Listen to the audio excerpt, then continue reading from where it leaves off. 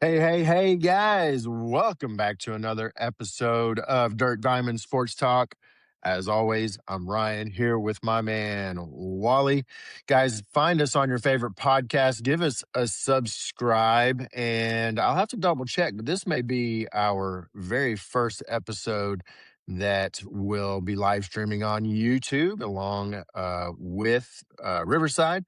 So we're happy that you guys are here with us. What a week for Astros baseball. The Astros take 2 of 3 from the Guardians, and then the Yankees take 2 of 3 in Houston. I think some of the bigger story here is a couple of young hero arms for the Astros, I guess you could say. Some unlikely names showing up big for the Astros on the mound.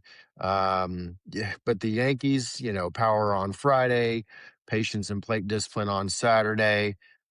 Houston finally found their pulse today behind Spencer Arrighetti. We've got Pete Lambert.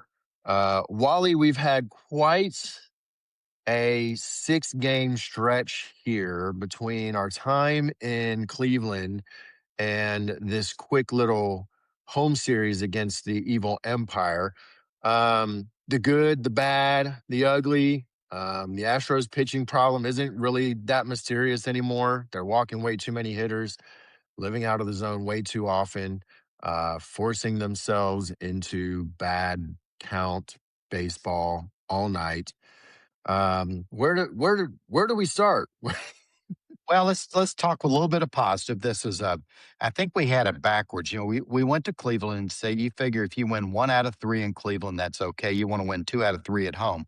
They went 3-3 in a tough week, and the way the Astros are playing right now, just being able to tread water is good.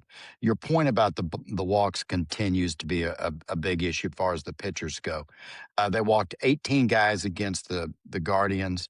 They walked 17 guys against the Yankees. So, do your math. That's pretty simple. A little under 6 walks a game. As we talked about it in the last show, those walks add on to pitch counts much more than hits do. It's 5 to 6 pitches per at bat when you walk somebody, and that just it just adds everything up. And as far as the team against Cleveland, decent hitting. They batted .253. They had a .777 OPS. They hit 6 home runs. Not too bad. Yeah. That's against the Yankees. Against the I still call them the Tribe. They hit .282 and .747 on the OPS. Scored 16 runs against the Guardians, scored 14 against the Yankees. You'd like to score more than that. You'd like to have at least 15 in a 3-game series to give yourself a chance to win them all. Considering where they are, you definitely don't want to come out of a series against the Yankees -10 in run differential. No. And if you're -10 in run differential and you win a game, you say you're happy. You say, at least we didn't get swept. The bullpen is really, the starters, strangely enough, are starting to settle down a little more. This series against the Yankees, McCullers threw 5, not really effective innings, but he threw 5. Burrows threw 5. Arrighetti threw 7. They had a team ERA of 4.24, which is inflated by Lance's. But the bullpen is a disaster. There's no other way to talk about it. They gave up 14 earned runs in 10 innings, which sets to a 12.60 ERA. Against the Yankees, how many guys do you think the bullpen struck out? It just blew me away when I saw this. The bullpen, how many strikeouts? How many strikeouts did they get against the Yankees? Oh, man. I'm Two, not going to give them any more two, than four or two. five. Count, Two. count them, two. They had two strikeouts and nine walks. Two Oh strikeouts. man, I mean, it's man, just like that takes a special talent to do that. it does. It really. Against I mean, against the it really does. against the Guardians, they had 8 and 11, 8 and 12 innings. So that's call it six per nine, which is Yeah. not great, but it's not awful. But the bullpen is leaking. It really shows the issues you have when you don't have a closer. Yes. When you have a closer, you can build from the back and everybody learns their role. You thought Yep. De Los Santos was a guy who was moving into a closer role, and he almost gave up a 6-run lead today. So Yep. what do you do? What do you Yep. just thankful for the win and move forward? You've got to. And going into Baltimore, you're facing a team that's pretty dangerous in and of itself. Has the potential to be Yeah, pretty dangerous in and of itself. So yeah. we might touch on that preview of the Baltimore series before the end.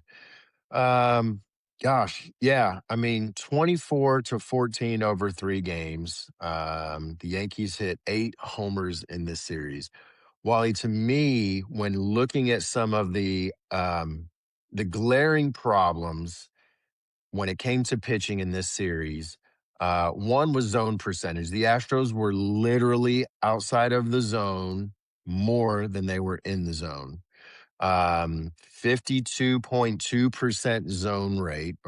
I'm sorry, outside of the zone rate. Yeah, so 49.8%. That's not right. I don't understand where that Let came me let from. me give you some Uh, numbers with that, so you anyway, don't have go is for it. yeah. The Astros in the series threw 58.3% strikes. Okay, so that's in out swings called whatever. Normally, if you're succeeding, that number's 65%. Hmm. Bullpen threw 21.2 pitches per inning. The staff as a whole 18.2 pitches per inning. Hmm. You want to get that number as close to 15 as you can, 15 and below. Against Cleveland, against Cleveland, it was virtually the same as far as the 18.4. The starters were about 19. The bullpen was about 17. Your pitches per inning is, as we talked, you take those walks, you take the walks that you have and you cut it down in half, which would get you to an acceptable level. You're talking probably 2 pitches per inning Yeah. you cut off, and to run that out to 9 innings, you're actually getting an extra inning out of your staff that you wouldn't have to pitch it in the way they're doing it right now. Yep. Yep. Here they are. Okay. So Friday, 50.2% zone. Saturday, 49.7. And then today, Spencer had 51.3%. So, Arrigetti's game today, 7 innings, only one walk, 8 strikeouts, almost no traffic. This is the game that the Astros need. What's Arrigetti doing that these other guys aren't? He's throwing strikes. That's sometimes people try to make a big deal about it. I'd like to talk a little bit about Spencer and Lambert because they're getting kind of the same result in the last few games, but doing it completely different ways. Spencer, Hmm. in the last 2 games, has thrown 96 pitches in both of those games. He's got a combined 120 strikes. So you do the math; it's right a little lower 60s on the percentage, a little lower than you'd like, but still acceptable. What Spencer does is he throws basically 40% curveballs. He throws the standard curveball about a little under 30%. He throws a sweeper about 17% of the time, and then throws your slide, pretty much an even mix of four seam, cutter, change, and a two seamer. You listened to him today when we were listening to him on the radio coming in, and they were talking. Steve Sparks was talking about his curveball and how good it was and hitting his spots, and the fact that the Yankees knew the curve was coming. We get them swinging earlier in the count on the Yep. straighter pitches because they didn't want any part of that curveball. And Nope. Spencer ate them up. Yep. Lambert Lambert throws 47, a little under 50% of fastballs. He throws 26% four seamer and 21% cutter, 3 or 4 mile an hour difference in those two. He throws his change about 27% of the time and a slider about 20% of the time. So Lambert's got more of a standard pitch fastballs to set up your breaking stuff. Spencer pitches more backwards. You see more Hmm. and more of the way pitchers are pitching today, where they try to throw the slide or the curveball to set up the hard stuff. But Yep. both of them are getting good percentage of strikes in the last two games. Lambert has 186 pitches with 123 strikes. So Yep. basically 2/3 strikes. You know, Yep. that's what you're trying to preach the guys. It's hitters are so good, but you'll even hear a lot of pitchers talk. It says if I can just throw strikes in decent locations, hitters will get themselves out. Yep. Absolutely. Well, so to contrast that, Lance McCullers, right, used to feel like a breaking ball monster with fastballs mixed in, right? Yeah. Now he looks more like a cutter sinker guy trying to, survive until the breaking stuff shows up and batters, bite at it. It's not been effective for him. The cutter sinker make up more than half of his pitch mix. His four seamer velocity is down. His average velocity now is 92.2 versus 94.9. And the knuckle curve doesn't seem to be working for him. He's kind of started to abandon that. That only makes up 12.6% of his pitch mix. And then the changeup 11%, sweeper 14.9%. What are you say? We said before we press record that one of the things that we're both seeing in this is that it feels like Lance is trying to do too much. 6 pitches. Why 6 pitches? Yeah, I've tracked five of them. To your point on the knuckle curve, his batting average against the knuckle curve is 364. Hmm. He's got a OPS of 818. That Hmm. basically says when he throws a knuckle curve, they're knocking the snot out of it. Yep. He's got the exit velocity of 98 miles an hour is the average against knuckle curve. Hmm. I'm not a pitching coach, but just looking at it, and they see the same things that we do. Lance has kind of a platoon system of how he pitches to right-handers and left-handers. He pitches the cutter against the left-handers. He pitches the knuckle curve against the left-handers. He throws the changeup even up against left-handers, and it's the right-handers. He throws the sweeper and the two-seamer.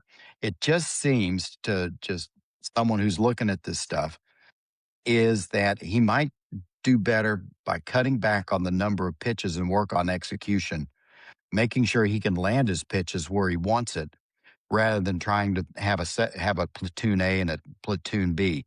Uh, the cutter against the left-handers, he's really getting killed against the left-handers because the cutter has got an exit velocity of 92, but then again, the two-seamer's got an exit velocity of 92 average against the right-hander. Normally against right-handers.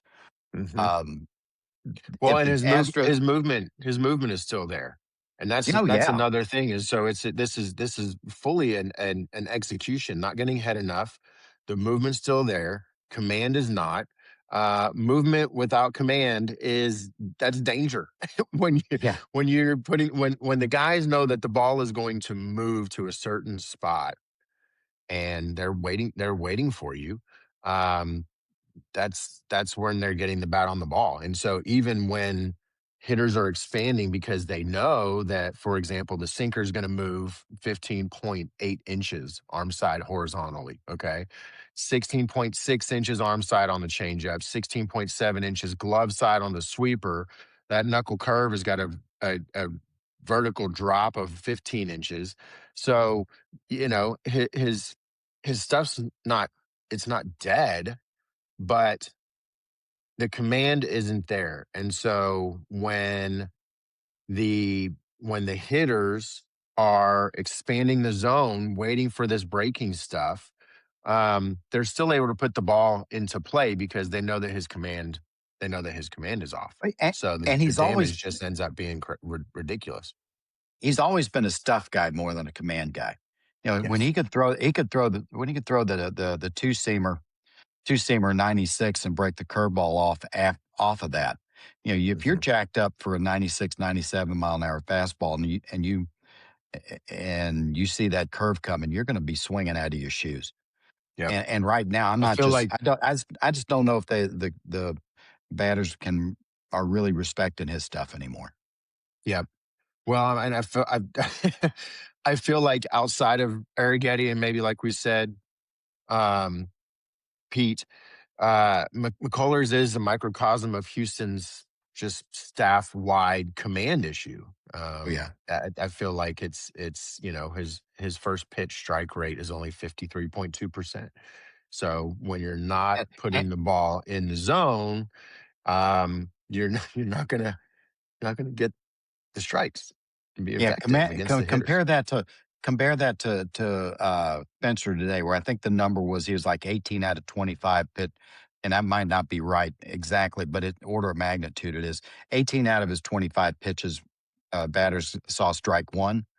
With Lambert, it was 15 out of 24. And on Wednesday, Lambert only threw 22 pitches when he was behind in the count. Yep. Haven't had a chance to, so when you're at 0 and 1, 1 and 1, 1 and 2, even 2 and 2, you've got the pitcher's he's got all the cards as people are saying now. Hmm. He Yep. Yeah, so I don't think McCullers is cooked. I think he's just his calibration is off. So with the movement still being there, I think you have something to build on with the sinker and the sweeper.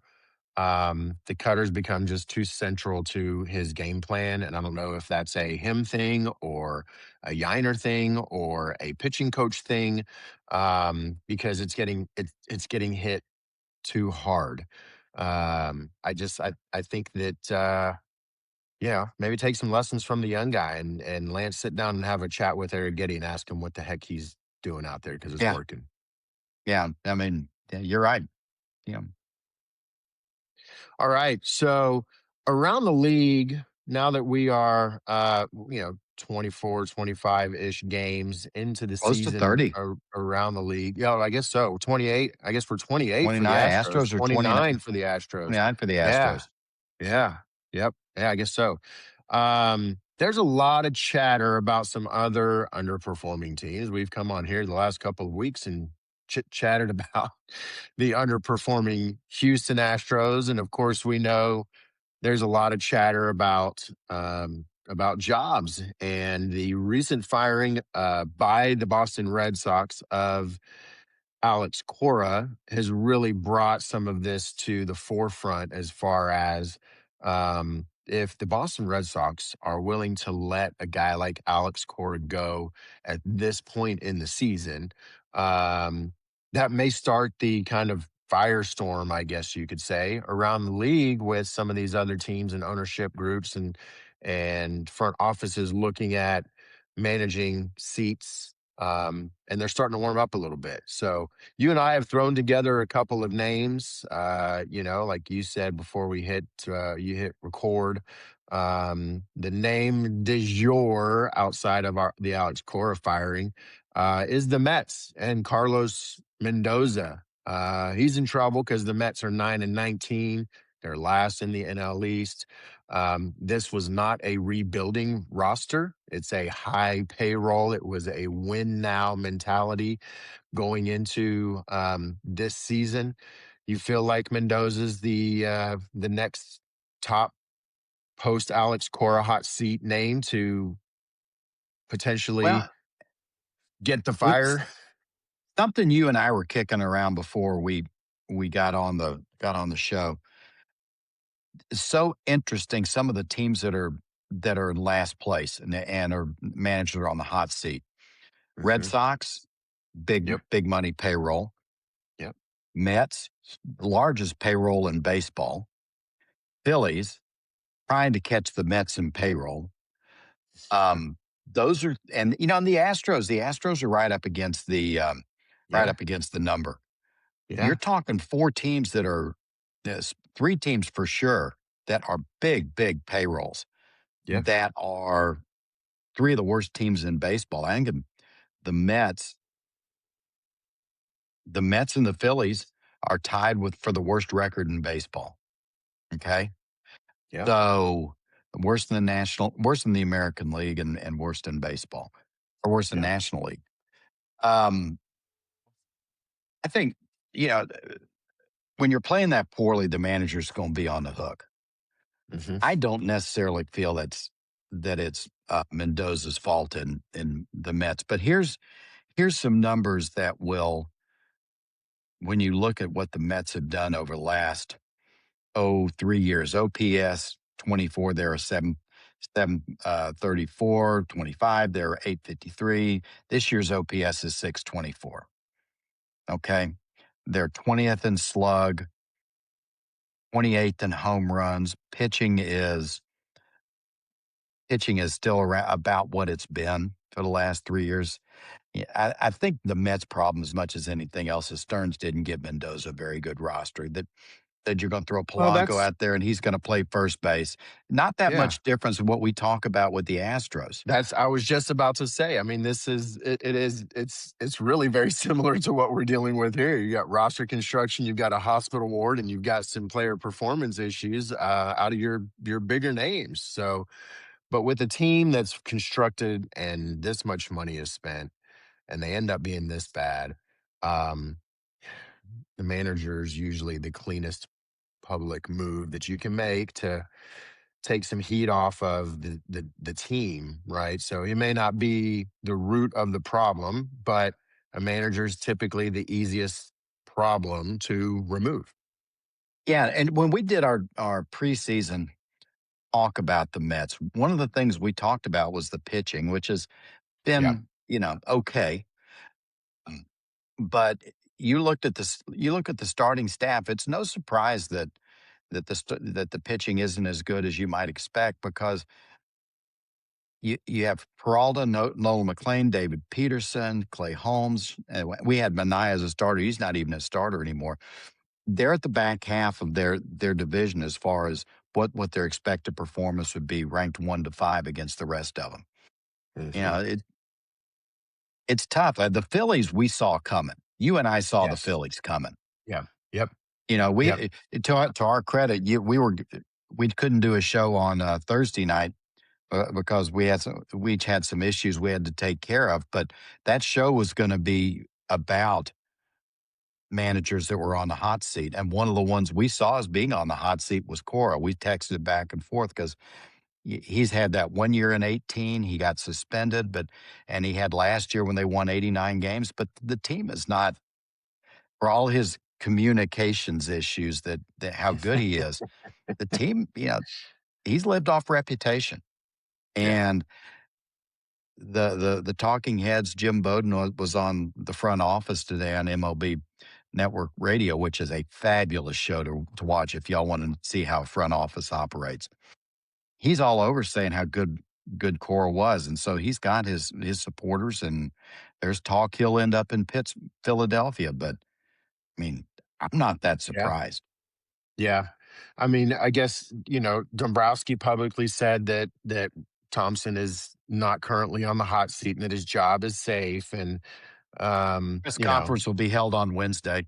you're right. Yeah, that's the statement like that is not a force field against being fired. I mean, Cora was under contract too, and widely loved across Boston, and he was still moved. So, yeah, I mean, I guess, what Rob has going for him is that he's got credibility. He's got postseason runs, a strong record, managerial record, like you said. He's got credibility. Um, I think the Phillies problem, as we have stated, and we did state, was that you've got aging stars, got more injuries. They've got their roster flaws. Firing Rob Thompson is going to be just another cosmetic move. No, you can't. You can't fire all the players, You can't fire the players. It's and Dombrowski's not going to fire himself, unless the owner decides that. Well, and Dave, it's that's time to go. yeah. I mean, and there's a big question, maybe even a bigger question is if Dombrowski, like Dana Brown is quietly is sitting in a pressure cooker and the heat is turning up on him. Because the Phillies aren't just underperforming; they've got expensive veteran win now roster. Yeah. So Well, and they also, to Dombrowski's situation, they just cut Taiwan Walker, has big numbers. hmm hmm Castellanos was cut. No one's picked him up. And, you know, Castellanos is drinking martinis and collecting 30 mil a year or whatever. He's 20 mil, wherever he's getting for sitting on his backside. yep, They've had a number of free agents that they've picked up that just haven't lived their contract out, and they cut them with yep, money still on the books, just dead money out there, and that's not a good look for a general manager. And Preston Mattingly is the general manager, Don Mattingly's son, but it sure appears that Dave Dombrowski's calling all the shots. Preston doesn't make a move without Daddy Dave saying it's okay. yeah, definitely, definitely. Do we want to talk about our Yep. hometown No, I got manager, one more. Joe? I've got one more Oh, for go you. The for it. Yeah, managers that you are got on the one more hot seat. before we get to Joe. Okay. Um, you don't hear about him much, but the Royals were expected to be a good team. They've Yep. been horrible. Yep. Um, let me give you a few uh, players and how they've done. And again, these are the players, but Matt Quartero could really easily be on the hot seat. OPS year to year, Maikel Garcia 800 to 724. Bobby Witt's down 130 points from 852 to 722. Vinny Pasquantino's gone from a power hitter to guy who he can't do anything. His OPS has gone from 792 to 546. You know, Salvador Perez needs to find the fountain of youth, because I think they kept him one year. He's doing a lot of DHing now, and Carter Jensen's doing a lot of the catching, but his OPS now is 513. I mean, you almost have to try to do that. It's Yeah. for in Yep. the major leagues. That's terrible. And when you look at their performances, the team OPS is down to 657. Batting average has dropped from the last 2 years of about 247 now to 227. The expected slug is 28th in baseball. The home runs are 22nd. The pitching is gone from an ERA of last year of 373 to now 472. The OPS against has gone from about 700 to now 765. The team has regressed almost in every way it can possibly regress. Man. Um, they've made some moves to try to make Yep. the team better. And sometimes, you see moves made just because you need to, hear a new voice. Yeah, something's not working. Phillies did that in 22 with when Joe Girardi was fired. Rob Thompson came in, and immediately the Phillies started to play better. Yep. Not that the Royals are the Phillies of 22, but if I'm looking at someone who you could really make a strong case that it's time to make a change, Matt Quartero is probably the one who's on the hottest of seats for me. His contract's through 2029 with the club option through 2030, 20 for 2030. So, Managers are cheap. Managers yeah. managers contracts are a spare parts utility infielder. Yeah, compared to, I guess you could say, definitely, definitely. All right. So, what do you think about here at home? Joe Espada, Dana Brown. There's obviously a ton of chatter going on about what are we doing. The case for firing Joe is that the Astros standard is not just hanging around. It's postseason baseball, and when you've got a dynasty team like the Astros that are supposed to always have the window open, as Jim Crane would say. Um, I feel like Espada is in probably the worst kind of hot seat because not every problem that we've got going on is his fault. Because the Astros, but yeah, are they Here's just I mean, are here's they what I just look too for. proud to admit that the window might actually be closing right now? And that you've got a guy that's actually a damn good manager that has gone out there and and almost made the playoffs last year with what was then the most injured the most injured MLB team in recent history. And then this year, I mean, we don't need to go into detail about it, but Joe Espada is not the reason that Brian Abreu sucks. Joe Espada is not the reason that Lance McCullers is walking 13 batters in 25 in the third innings. Joe Espada is not the reason that Carlos Correa can't hit the ball out of the infield. So to think that this is the jump that so many call them Astros fans, I guess, are really kind of talking about. I can't understand that this team really would decide You to know, make that move. let's rewind. Let's rewind a couple of shows, and we talked about what Dana's drafting record's been. Okay, since Thank he's you. been here, and since he's been here after the 22 season, there have been two players that were drafted that made it to the major leagues. One of them was Jake Bloss, who got traded with Joey Loperfido and Will Wagner for Kikuchi. Kikuchi Yep. was then lost to free agency. Okay. The other one is Bryce Matthews, who the jury is certainly out on Bryce Matthews. Right now, of all the draft picks that he's had, only one of them has made it as far as double A. Or none of them made him past double A. And the performance of those guys who are at their double A, Walker Janik, for one, is hitting about 120. Yeah. And so you're not getting, and when you look at who's down at Sugarland, and we say we got to get somebody down at Sugarland and bring them up, there's nobody there. I mean, Yep. there's nobody pushing the guys on the major league team to say, boy, Bryce Matthews, you go downtown because we've got Joey Jones tearing it up in left field. Who we really want to see what he can do. So that's a huge thing. Yep. Um, since 2017, when a lot of the scouting approaches changed to more digital, less in person, more video digital, you've had two players drafted. Now, Jordan was traded for, and he's come through the system, so you get some credit for developing. But only two players have been drafted that I can find that have come through the system and made a real strong impact. One of them's Pena. The other is Hunter Brown. Okay, you've had to pull bits and pieces, spare parts from other teams, and try to sign some free agents. And the Astros' records of signing free agents has not been great. Although Christian Walker's having a really nice year. Uh-huh. Um, so you just don't have, you just don't have the players. I did a thing last year where you looked at what the OPS of different positions were, and you see the 17 team. As we look back on that 17 team, it was a beast. I mean, it's an Mhm. absolute beast. You look at the Yeah. players now, it's not about, they just don't have the players. They don't have talent. Yeah. Yep. And when I'm looking at a manager to say, is it time to let him go? I look at effort. I look at effort and execution. Are Mhm. they still playing hard for him? Are they executing the little things well? Yep. I am a little concerned that I've seen guys getting picked off.